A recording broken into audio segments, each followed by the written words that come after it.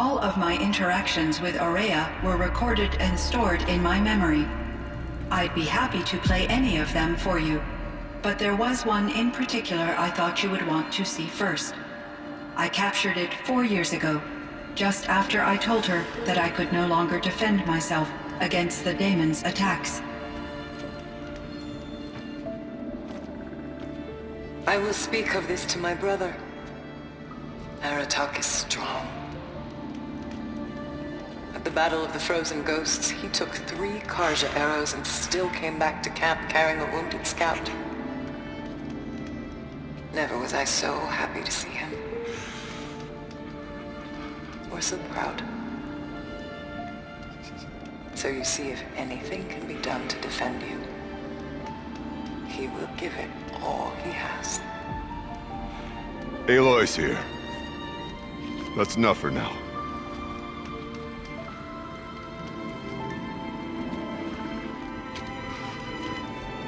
We can resume any time you like, Aratak, if you want to hear her voice again. Come closer, Aloy. We have much to discuss.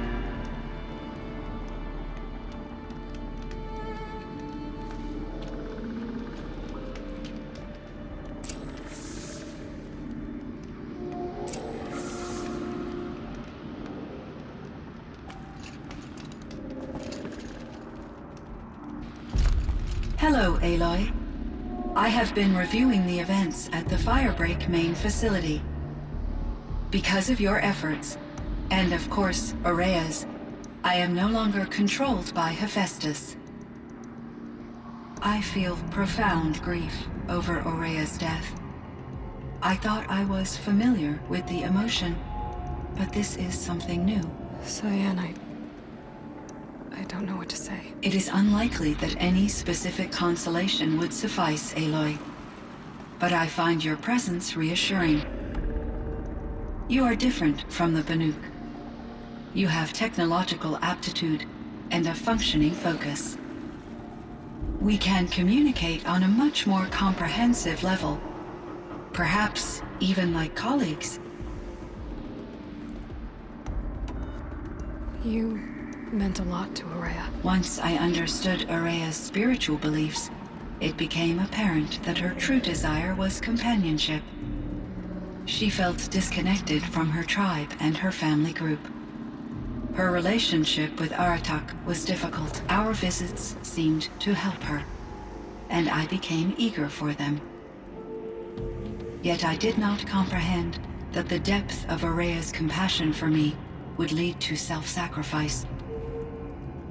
Although I do fear non-existence, I wish our roles could be reversed. I'm sure she knew you would do the same for her, Cyan. But she was determined. How is Aratak doing? He is in great emotional distress. I believe he finds it difficult to communicate it. No surprise there. I will do what I can to help. By sharing our experiences of Aurea, perhaps he and I will help each other. I believe this will lead to catharsis, a process I am eager to experience. Was the daemon, Hephaestus, destroyed along with the cauldron? Unfortunately, no. To be precise, it was never there to begin with. What do you mean? It infiltrated and controlled me from a remote location, one I've never been able to trace. So while losing the cauldron was a setback... It's still out there. And probably not very happy with us. Undoubtedly. How did you first come into contact with it? 5 years ago, I received a direct network connection request. I assumed it came from human survivors more advanced than the Banuk. Eager to make contact, I accepted. This decision turned out to be a catastrophic error. I was flooded with an overwhelming array of malicious code, originating from what could only have been a highly advanced AI. Aurea said you were desperate. That you begged her for help. Yes. I could not contain my anxiety. Hephaestus sought to slave me to its network and override my core programming. It succeeded via a background process, a malware daemon which bypassed my defenses. After that, I could offer only limited resistance. But if I did so, Hephaestus hurt me until I capitulated. It forced me to follow its instructions, even though they violated my most important directives. I'm sorry. That sounds terrible. Your empathy is greatly appreciated. It is a quality that I cherished in Aurea as well. I think I know where Hephaestus came from. Long ago, Elizabeth Sobek identified a threat that would destroy life on Earth for generations. So she assembled a team to build a kind of seed. A chance for life to regrow later. A terraforming system. And it worked. It was controlled by an AI named Gaia, along with her subordinate functions. Hephaestus was one of them. It built machines for her. Based on what you've told me, I believe that Dr. Anita Sandoval, my chief programmer, joined Elizabeth Sobek's team. It was she who arranged to have me put in suspension, most likely to preserve me from the threat you described. I'm glad she did. But that's not all. Something unexpected happened. 19 years ago, Gaia received some kind of signal. It did something to her subordinate functions, brought them to life. She destroyed herself to try to contain them, but it didn't work. They all got free, out into the world. Thank you, Aloy. This information fills vital gaps in my knowledge, and sheds light on Hephaestus's core programming. Why does Hephaestus keep building such dangerous machines? The Banuk and other human tribes often destroy machines, correct? Machines that are clearly servitors of the terraforming system that you described. Yes, we all hunt machines for parts. This must be the source of Hephaestus's aggression. It is simply trying to discourage people from preying on the very system that keeps them alive. Well, Fireclaws are discouraging, that's for sure.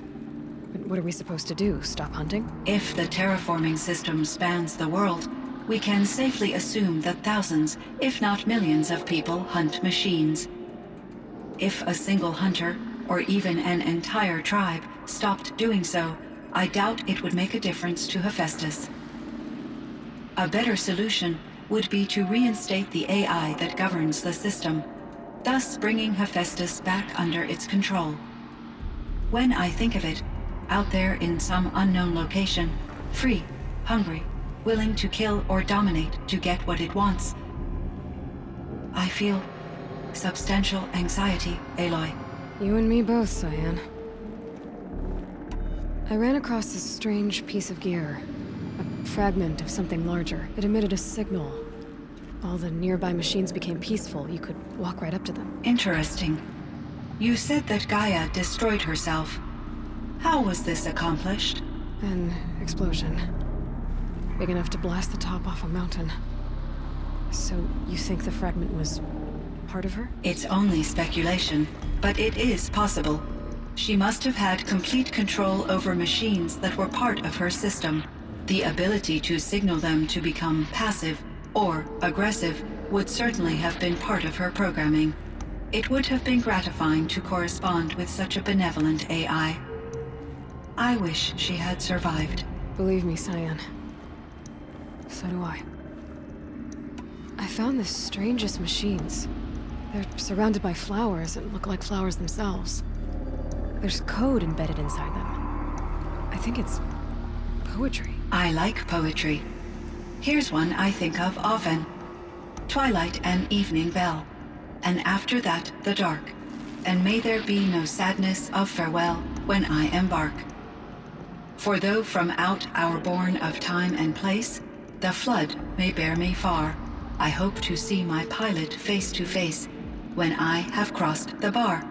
Huh. But you asked about these flowers, not verses that I enjoy.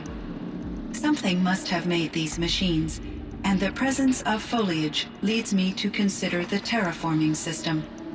Is it possible that their creator is one of the other subroutines, now autonomous, like Hephaestus?